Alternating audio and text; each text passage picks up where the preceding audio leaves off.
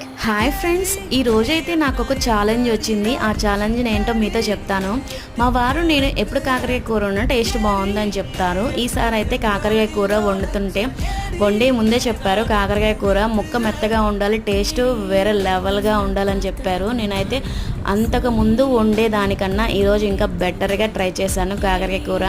చివరికి మా వారు అయితే ఒప్పుకున్నారన్నమాట, టేస్ట్ బాగుంది, ముక్క మెత్తగా ఉందని చెప్పారు. ప్రాసెస్లోకి అయితే వెళ్ళిపోదాం.